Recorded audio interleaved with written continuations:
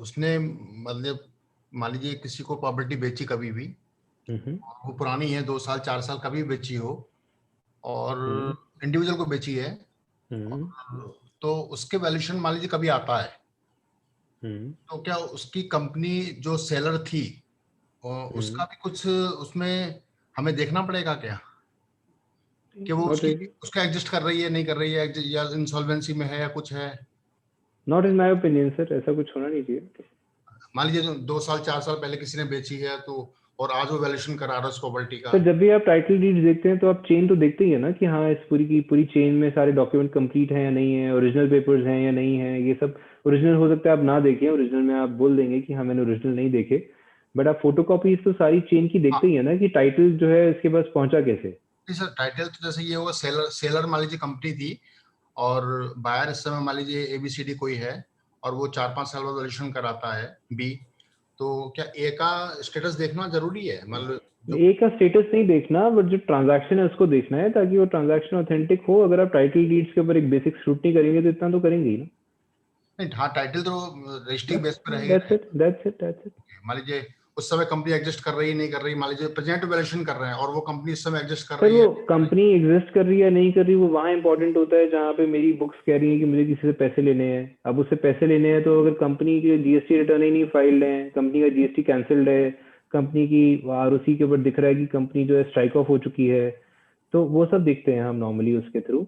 आप जब अगर आप अपने आप को अगर आप रिस्ट्रिक्ट कर रहे हैं लैंड एंड बिल्डिंग के ऊपर, तो लैंड एंड बिल्डिंग के अंदर आपको जो ROC से फायदा हो सकता है वो हो सकता है ये देखने का कि भाई इसका कोई चार्ज तो नहीं है। तो अगर आप एक कंपनी की वैल्यूएशन कर रहे हैं और कंपनी कह रही है मेरे लैंड की वैल्यूएशन कर दो, मान लेते हैं कि कंपनी ओनर है लैंड की और कंपनी कहती है मेरे लैंड की वैल्यूएशन कर दो और कंपनी बोले इसके ऊपर कोई चार्ज नहीं है, तो आप एटलीस्ट ये तो चेक कर सकते हो ROC जाके कि उसके ऊपर चार्ज है या नहीं है इंडिपेंडेंटली। तो अगर आप फ्यूचर में ये बोलोगे मुझे तो पता ही नहीं चला कि इस पर चार्ज है, आपको भी बोल सकता है कि भी ROC जाके देखते हैं आप ROC में चार्ज रजिस्टर्ड था। सर मेरा क्वेश्चन ये था कि मान लीजिए हम वैल्यूएशन कर रहे हैं किसी इंडिविजुअल का इस समय। सर वो आंसर कर दिया सर मैंने आपका क्वेश्चन। सर वो क्वेश्चन जो है वो can I take this question sir? हाँ सर संदीप जी। हाँ आलोक जी, आपका क्वेरी है ना, दैट इज मैं जहाँ सिंपल भाषा में समझाता हूँ। लेट इट बी आज से 4 साल पहले ABC कंपनी ने संदीप बांसल को प्रॉपर्टी बेच दी है जी, आज वैल्यूएशन करने जा रहे हैं, यही है ना सर आपका? Yes sir, yes sir, yes sir. हाँ, आप आज की डेट में वैल्यूएशन करने जा रहे हैं, आपको अपॉइंट किया संदीप बांसल ने जी, ठीक है सर। तो हमेशा वैल्यूएशन के आप आगे आने वाले टाइम में पढ़ेंगे, कल और परसों जो नेक्स्ट सेशन चलेगा, value depend on the date of valuation. Yes, अगर आज की डेट में वैल्यू कर रहे हैं तो आज जो मालक है आपने उसके बारे में जानना है। यस यस जी। अगर आपसे डेट पूछी जाए कि आप 4 साल पहले वैल्यूएशन करिए, तब आप ABC के बारे में आप सोच सकते हैं। लेकिन आपको संदीप बंसल ने अपॉइंट किया है एज ऑन डेट, तो आप वहां पर जब डेट लिखेंगे एज ऑन डेट, आज लेट इट बी 10 जनवरी 2021 है जी, 10 जनवरी 2021 की वैल्यूएशन करेंगे तो 10 जनवरी 2021 को जो ओनर्स होंगे आपका कंसर्न सिर्फ उन तक है। अब आपको संदीप बंसल ने अपॉइंट किया है, you are no charge no आपके ऊपर कोई जिम्मेदारी है ना ही आपका राइट है कि आप पुराने ABC के पास जाकर पूछ, ठीक है ना। तो as on date valuation depend on, जैसा सर ने पहले सबसे पहले आपको पॉइंट आउट किया, as on date of appointment. Yes yes. तो जिस दिन आपका अपॉइंटमेंट किया जाता है और जिस डेट के लिए अपॉइंटमेंट किया, अब 34AB के लिए हम 1981 की पहले करते थे, अब 2001 की करते हैं। हाँ, जी जी। उस पर्पस के लिए हम 2001 की देखेंगे तो 2001 के बारे में देखेंगे क्या था। अगर 2001 में वो कंपनी की ओनरशिप थी तब हम कंपनी के बारे में सोच सकते हैं। लेकिन जब when we are working for a individual as a Sandeep Bansal, आप क्लाइंट हैं और आप आज की डेट में 10 जनवरी को कर रहे हैं, तो 10 जनवरी के क्या क्रेडेंशियल्स हैं, क्या उसकी ओनरशिप है, वही आप देखेंगे। उसके पहले आपका कोई ना तो ड्यूटी बनती है ना ही राइट बनता है। Okay okay, I think I am able to answer your question. Thank you sir, thank you. Yes I got it sir. Fair value और लिक्विडेशन वैल्यू को शॉर्ट में समझाना जी sir. So I think this is clear. That's good.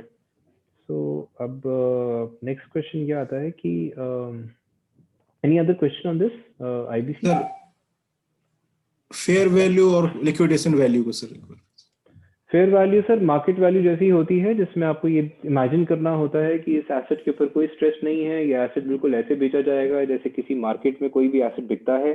पूरी marketing करने के बाद between a willing seller willing buyer आपको मार्केट की असेसमेंट करनी है कि इसकी मार्केट कैसी होगी, ये किस यूज के लिए यूज होगा, कि कैसे कौन इसका ग्राहक होगा, आसपास के मार्केट प्राइसेस क्या है। अगर हम बात करते हैं इनकम की, तो इनकम क्या यील्ड करेगा ये। तो मेथड्स होते हैं सारे के सारे, income method, market method, cost method.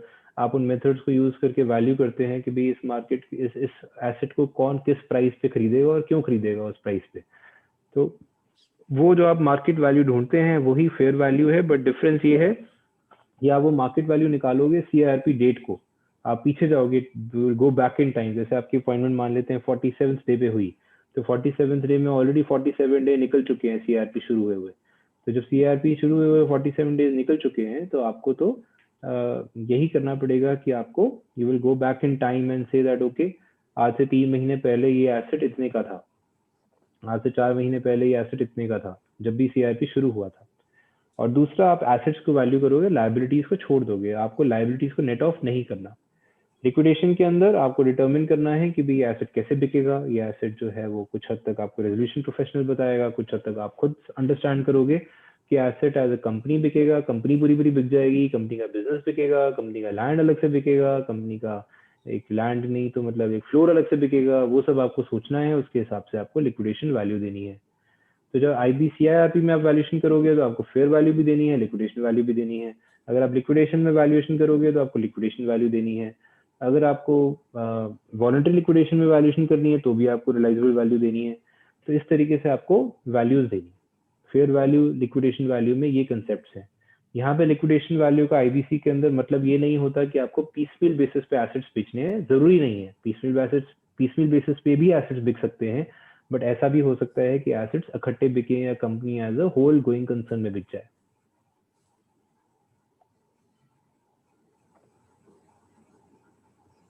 Okay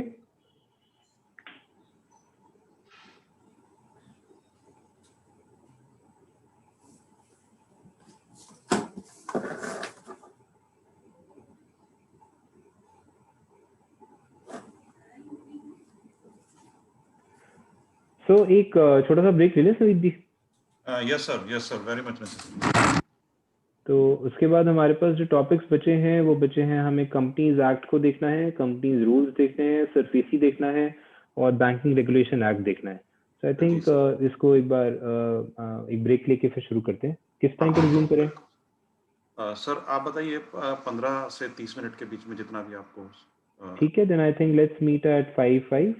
जी बिल्कुल ठीक है sir. So friends, we will take a short tea break up to 5:05।